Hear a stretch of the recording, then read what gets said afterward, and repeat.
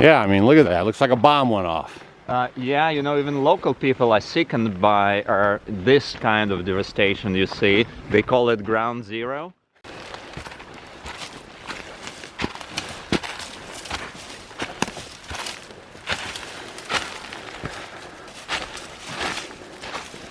So in this video here, we're gonna do like a buyer's beware, right? We know a lot of you guys are out there and you're looking for homesteads and you're leaving the city life. And you might roll up on some property and you have no idea what's going on. You're not from the area. And today we're gonna just kind of show you some tall tale signs to look for if you're looking at property. And we're also gonna tell you, I'm with my buddy, Dr. Leo, remember? All right, so we're also gonna talk to you guys about the damage that's done and you know, just how you can be more responsible with your land, okay? So we're gonna start this whole video off. Stay with this whole video because it's gonna be a lot of talk and education and things to look for, because you guys are gonna get taken advantage of if you guys get out there and you're gonna go try to buy some land. You're not gonna know what to look for. You're gonna buy it and then you're not gonna be able to grow anything on it. You're gonna have a lot of washout. You're gonna just have a lot of problems and you're not really gonna understand why. And we're gonna try to fill that gap for you so you don't make that mistake, okay? So first off, we're gonna talk a little bit about this area we're standing in right now and some of the things that these guys did that were not ethical. And we're gonna just talk about that, and Dr. Leo's gonna explain some stuff. He actually lives right over this hill here, so here we go. We're down here in the Ozarks. Yeah, and I moved to the Ozarks because of the beauty of the area and the big trees, but it's changing very quickly. Yeah. So now if you buy land in the Ozarks, either it will be very similar to what you see around here with all the big trees removed because they're so valuable, but more importantly, you will be hearing the sound of bulldozers and logging crews all around as this devastation continues. Yeah. And one thing we were talking about in this video is going to be the ethic treatment of the land. Remember in the last video I did on removing those logs from the mansion, I was talking to you guys that we never go in and harvest live trees. We're only in for the dead trees. We're only in for the downfalls. Some live trees have to be dealt with, but for the most part, we want to let those trees alone. So we're going to spin this around right now. We're going to talk a little bit about how they actually, it's called skidding, and it's how they drag the logs out of the forest, okay?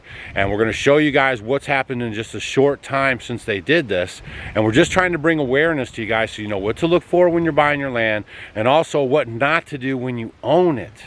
Yeah, correct, because I have a PhD in forestry and I can tell you that land can be logged there carefully, yeah, in such a way that a few years after logging was done, you go in and you don't notice anything. There is no destruction.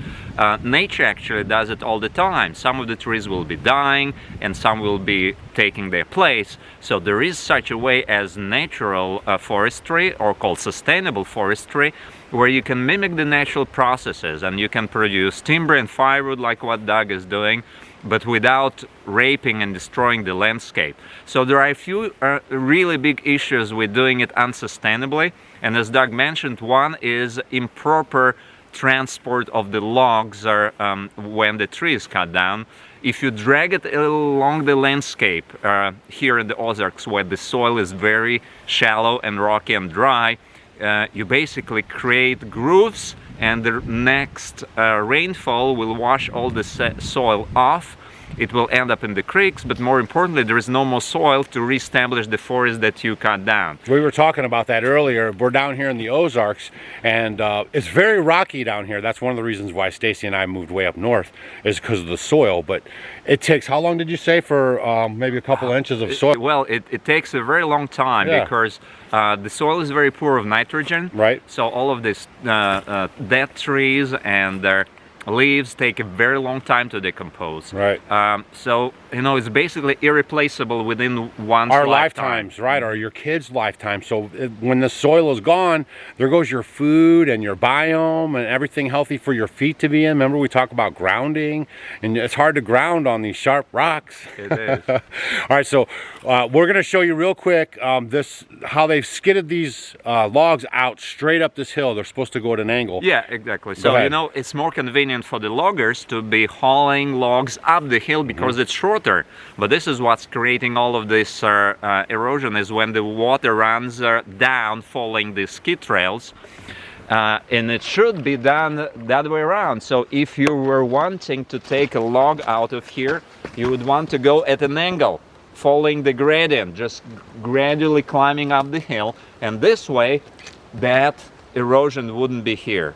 But it's just one winter. They did logging 6 months ago. In 6 months there is no more soil left in this particular ski trail. You can see all of this erosion happening big time, and it will be exacerbated month by month, year by year, rain by rain. Yeah, unless you do something. And just think about it. This could be prevented by careful logging right there. But once the damage is done, recovering it is almost impossibility. You would need to bring in material and basically disrupt this flow of water, creating small banks so that the water is diverted from the straight line down. And it's huge amount of material, huge amount of labor, and the kind of expense that few people can even afford. As he was talking about, you can just see how that at the top it starts, it's just going to come right on down. There's a big sand pile down here where the rock and everything has already started mounding up. When you go at the angle like he was talking about, what that does is create a cross line. So when the water starts coming down, it'll hit that ditch, you know, that little cross line, and it'll disperse this way and this way. And this way, remember that Indian in the commercials when we were kids? The one crying about all the trash on the road? Yeah, this is probably even worse. It is, and you know, it's just one example. They logged out hundreds and hundreds of acres here, and it's a very small amount of logging that's happening. You know, I cannot take my children on a bicycle ride in the country here without seeing a new section missing, and the section is 640 acres. So square miles are being raped and raised down this way, and it's a shame because it's also completely uneconomical. If you had a long-term approach, even if you were interested in a sustainable stream of income, this is the worst thing you want to do. Because if you remove selectively cutting trees, the very expensive and high-quality timber, without destroying the whole ecosystem and the biome, this will keep feeding you and your children and great children for hundreds of years with no damage done. But here it's like one-time thing, and then for the rest of it, it's only liability, because the forest will never regrow into the bigger 40-inch diameter oak trees that they've been taking out. So we're at another section of the forest, and as we walk our way back up to where we came in at, we're going to go through each section of the forest, and we're going to explain to you the kind of do's and don'ts. So hopefully you guys are going to enjoy the video, and we're real passionate about this stuff, if you can't tell, because it really matters. And if you guys are just coming out of the city and you would show up here and you would have no idea, you could get snookered. So that's what we're also trying to prevent, is you getting snookered. See how these branches and everything, these are the tops of the trees. They usually leave those behind because there's no value to them. And see how they're all hanging up in the air, and see all this stuff? Go ahead, Dr. This creates another problem, because once you remove the trees, the soil is depleted of carbon. Right. And you want to replenish carbon as fast as possible, because what happens is these big trees that were here, with the leaves falling on the ground every fall, it was providing nutrition and food for the worms and bacteria in the soil, keeping the soil alive. Right. Now that the trees are gone and they no longer produce the leaves, you want to give this soil life something to subsist upon while new trees are regrowing. So it's very important to take all of this carbon, and the tree tops and dry leaves is a very important source of carbon, and return it to the soil.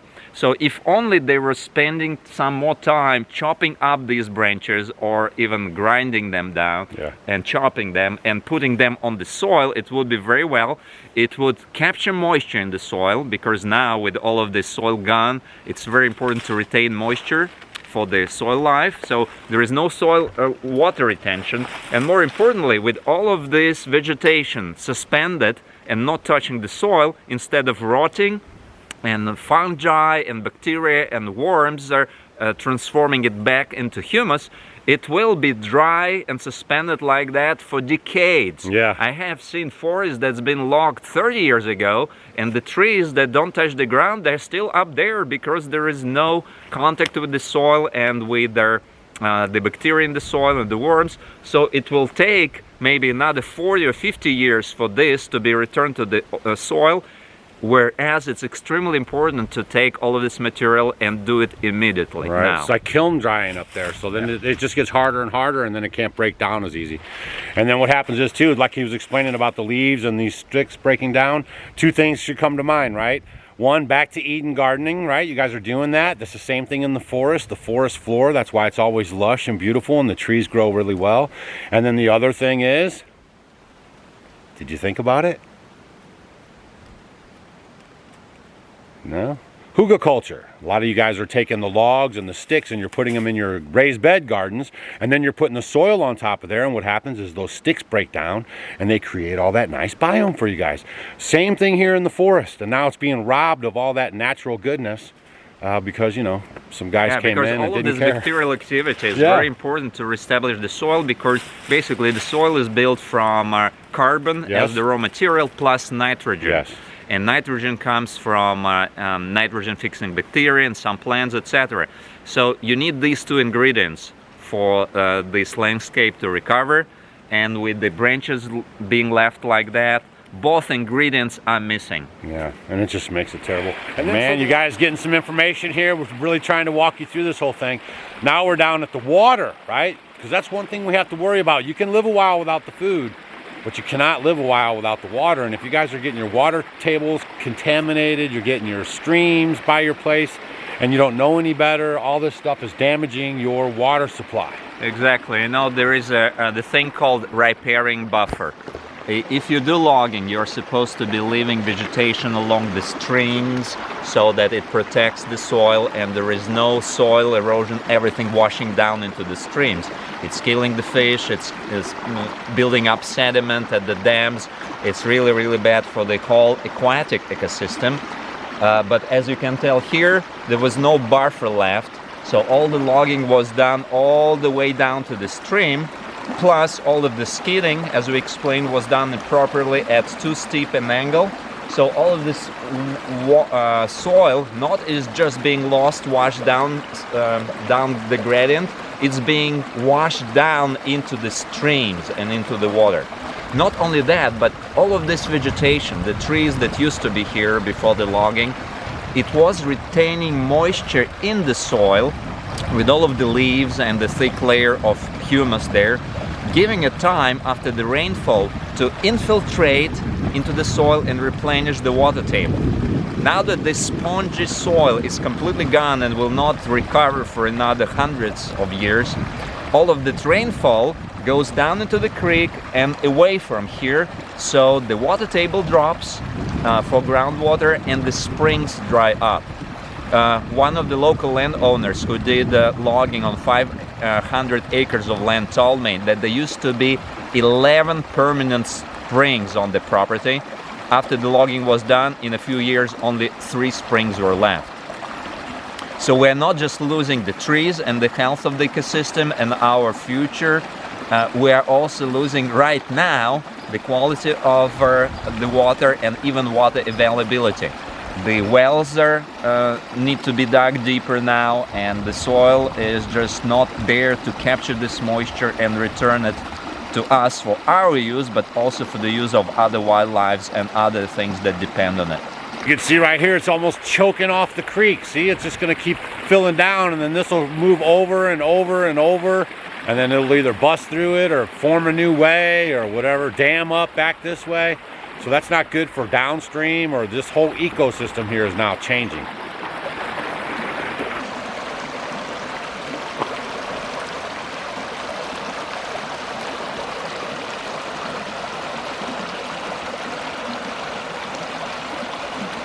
If you have to transport the logs across the stream, you're not supposed to be doing it here like at this very acute angle.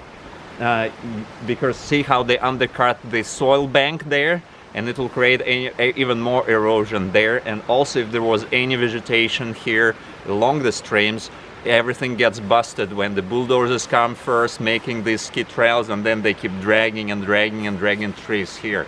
If you have to cross the stream, which is not recommended in the first place, you need to be going straight at the right angle, minimizing the amount of disturbance along the stream bed. And here they were almost going parallel to the stream. I know, I don't mean to laugh, right? But here they're supposed to go straight, they go at an angle. Up there they're supposed to go at an angle and they go straight. Oh my goodness.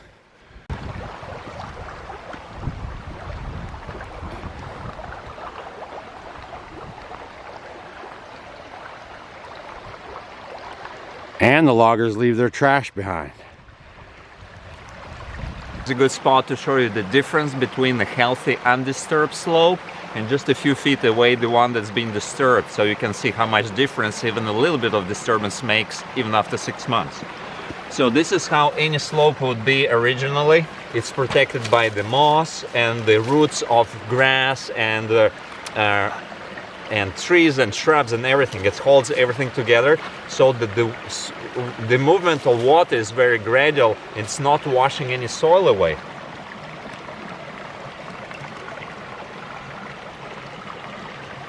But just a few feet down here it was disturbed, so instead of this moss and grass and everything covering it, now all of this is being exposed.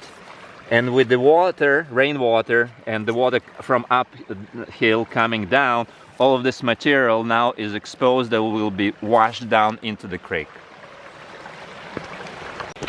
Yeah, I mean, look at that. It looks like a bomb went off. Yeah, you know, even local people are sickened by this kind of devastation you see. They call it ground zero.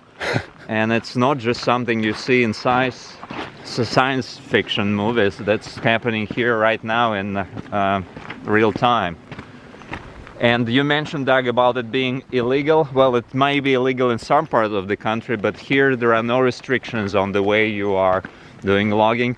You are supposed to be protecting the water sources and everything, but there is no real enforcement.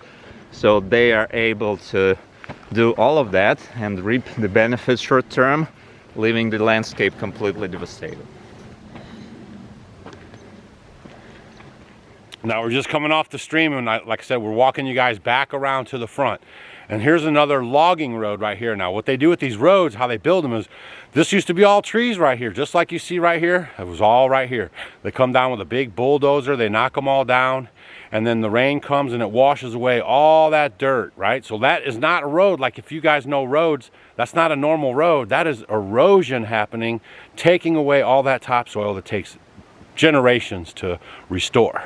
And right here, go ahead, what's that? Yeah, it's a shame because, you know, you could build a logging road properly, just as the logging trail there, or the skid trail, it's supposed to go at an angle like the county roads are built. It needs to be following the edge of the hill, gradually going up, following the gradient. And if you don't follow the gradient just because it's quicker and less expensive to build it straight up, then when the loggers are gone, it becomes a gully all the time.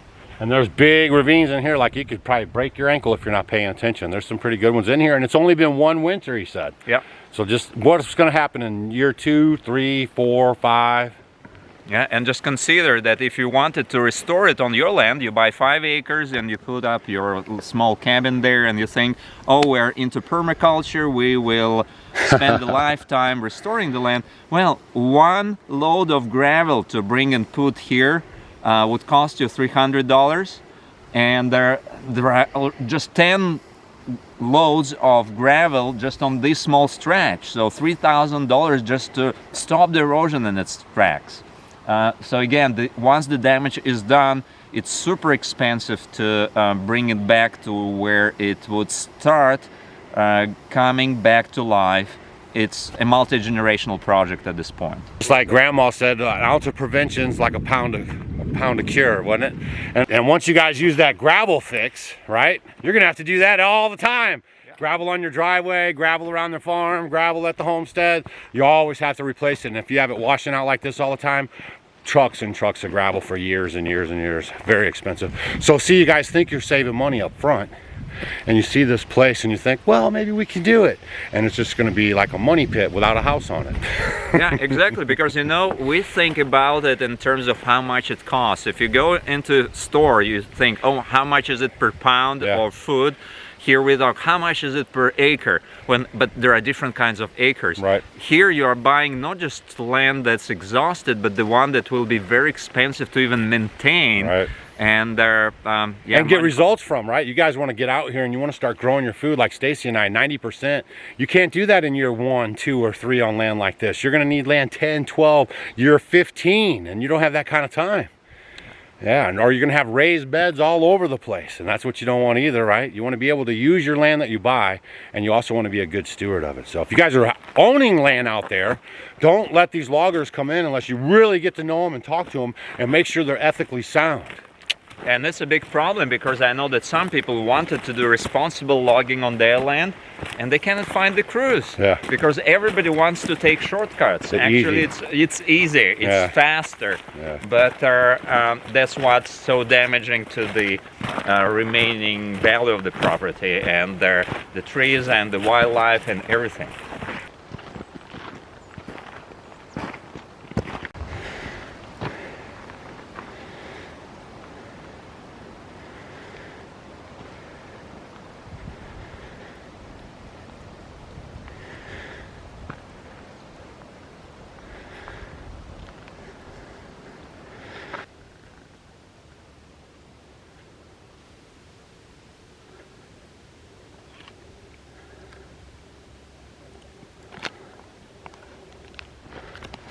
Another big thing is that all of this heavy logging equipment takes a lot of hydraulic fuel and oil and everything, and there may be leaks in all of these hydraulic cylinders because it's handling all of these huge logs. And to be maintained properly, they need to be taking protection of the soil. But look, they left this bucket of hydraulic fluid, and it's open on the bottom, and when there was a little bit left, they just flip it over maybe to sit on, and the remaining fluid drained into the soil. You cannot tell, but it smells oil here, because this is where they were storing their equipment while they were doing the logging.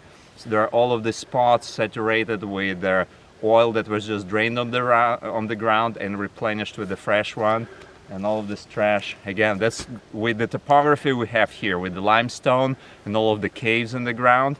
All of this hydraulic fuel and spent oil goes straight into the groundwater and into people's wells and into their drinking water. Yeah, and you know, speaking about water sources, when we moved to the Ozarks, I started having some horrible digestive problems, something I never had before. I went to the doctor and they took all kinds of tests, and they said, Leo, what's happening in your gut we've only seen in the developing world, like India and Asia, where people drink water contaminated with sewage. And I thought, well, no, you know, we drink water from the well, it cannot be contaminated with sewage, and other members in the family don't have any of the symptoms. And then the neighbor upstream was moving away and was putting the house on the market, and we considered buying it. And when I went to check it out, I asked him about systems, including the septic system, and he told me, oh no, we don't have a septic system, this pipe just goes straight there in that creek. This is the creek that runs through my property, and when we swim in the summer. And he said, isn't it amazing how nature purifies everything? No matter what you throw at it, it makes it clean. And I thought, gosh, for 10 years I was struggling with all the digestive issues and parasites in myself, not realizing that the water in the creek I'm swimming in is contaminated with raw sewage from a few hundred yards upstream by the neighbor. I mean, come on, can you believe that? Y'all wouldn't do that, would you? Just run your sewage right into a little creek or something now? That's some hooge bouge. Come on, y'all. But it takes all of us to keep this awareness up, and when we find people doing like this, we got to kind of put the heat on them a little bit, right? So it doesn't go unnoticed all the time. Now we're going to show you something that's kind of really important if all this other stuff wasn't, but it is. And this one really is going to get you good.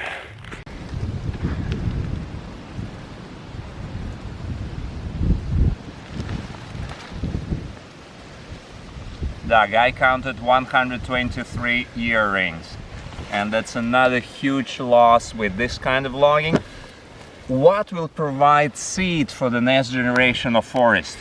With the proper logging practices, you are supposed to leave the biggest, the healthiest, the most beautiful, wonderful trees standing for a few more years after you do the logging, so that the acorns from this particular oak tree and other superior big trees can provide the seed for the next generation of forest and saturate all of this ground with new saplings that are healthy and thriving and come from this superior genetic source.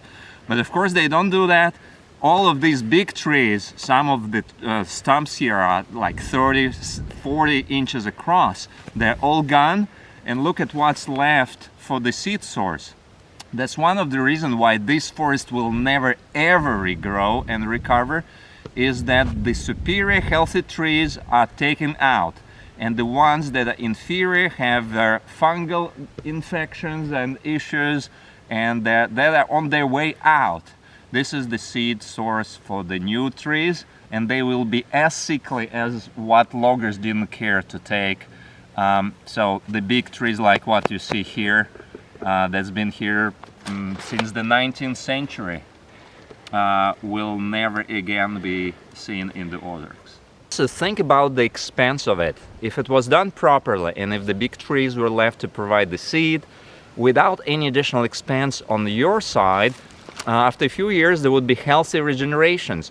There would be thousands and thousands of saplings coming from the soil, and they're eventually growing into full-size trees.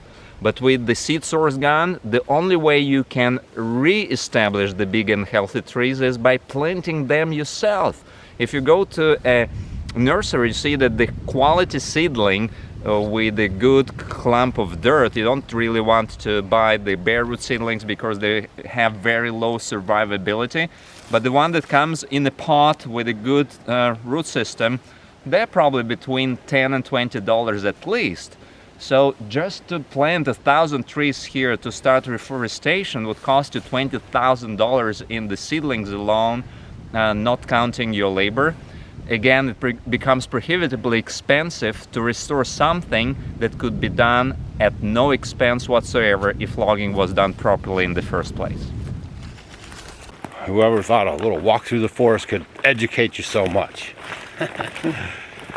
Seriously, like I say, we're just kind of passionate about it. We want to see logging's not bad, but it just has to be done right. Like it's a necessary evil. You have to go through and you have to kind of tend to the forest. But this is what you don't have to do. You don't have to step on it and hurt it and kill it. We can share it. Another thing about it is that many of these big centennial oak trees are not even valuable to the loggers because they start developing rot in the heartwood in the middle of the log. And if they cut down this huge tree and they discover that it started rotting inside, if there is a big hollow in there, they will just leave it like that. And it's a shame because there is a very simple way to tell whether there is a hollow in the middle of the tree and whether you can just leave it standing there. And this is called coring. A long drill bit. You drive it into the middle of the tree from the side, and if it hits a void, you know that this tree has a void inside.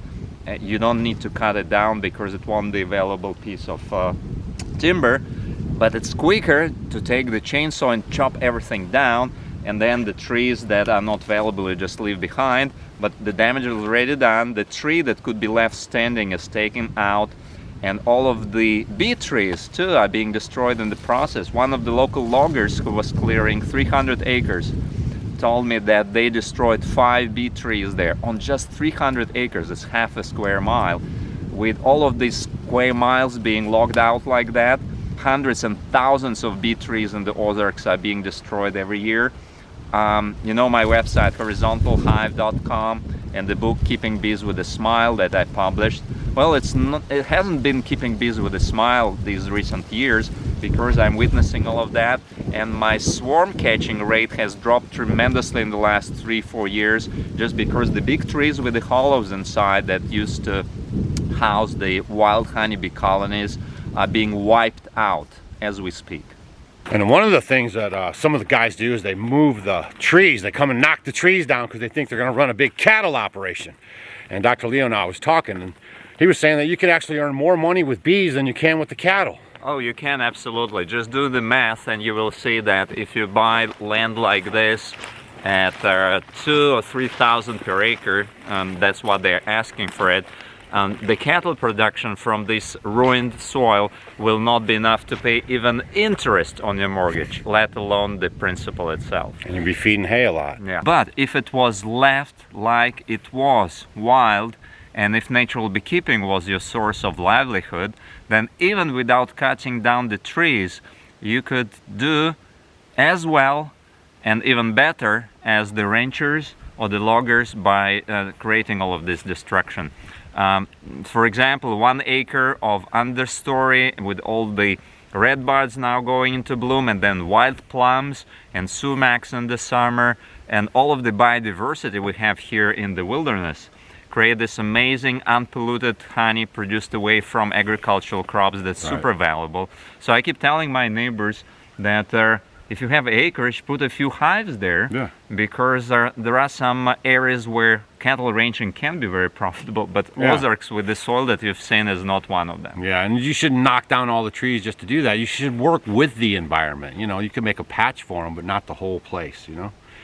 So I hope you guys got some good stuff from this video. We talked about a lot of nature, a lot of what each thing in nature is dependent on the other, right? So when you start taking away parts of the equation, it's going to mess up this whole symbiotic relationship we have going on there. So we want to be good stewards of our land. You know, we want to pass it on to the next generation better than we found it.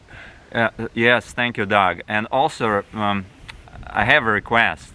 Because the reason all of this is happening is that there is now a demand for land in the country. Yeah. If you consider even having a few acres in the country as a backup, realize that if you refuse to buy land that's been raped and destroyed, then less of what you've seen will be happening. Right. Even 5 years ago, people were doing logging more carefully because they knew nobody will buy land in this state.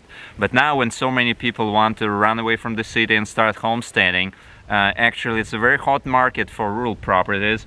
And the way the owner of this land put for me, people from California have no idea and they don't care. They will just go ahead and pay me $3,000 per acre for the land in this condition because they do not know any better.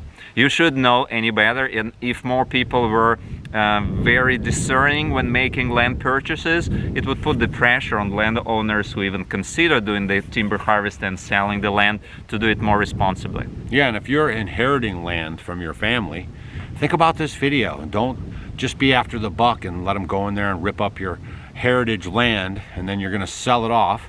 You know, at least be responsible on that end of it. You know, I know a lot of people aren't into the family farm and they're moving on, but at least, you know, treat it with love. Remember, your parents were there building that up all that time, and they would just be brokenhearted to see you treat it like that. So buyer beware. If you guys are moving down into the Ozarks, make sure you're looking at the land, watching the trees, making sure it hasn't been, you know, stripped and neglected and taken advantage of, and make sure you get some good property because it's a beautiful place to live.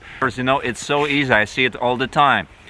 Locals call people dreamers. Yeah. The ones who want to have a homestead on the land and to be self-sufficient. So they come and they dump all the equity they got from selling their place in town, and they discovered this hard truth down the years that it's not life in paradise if you move to the land that's basically sick and dying through our own neglect.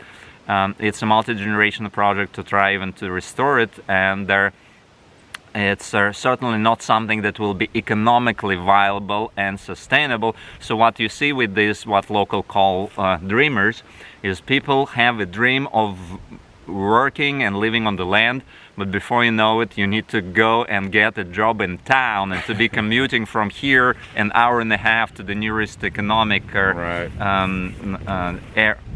You don't have you're already behind the 8 ball. You're at a disadvantage, and in your mind you see it all happening, and then you're wondering why it's not happening. And if you don't have this information, you'll never really know. So All right, make sure you guys smash that subscribe button. Make sure you hit the thumbs up for Dr. Leo and us giving you guys a walk around the forest so we can educate you guys on proper land buying and what to look for, and so you guys don't get taken advantage of.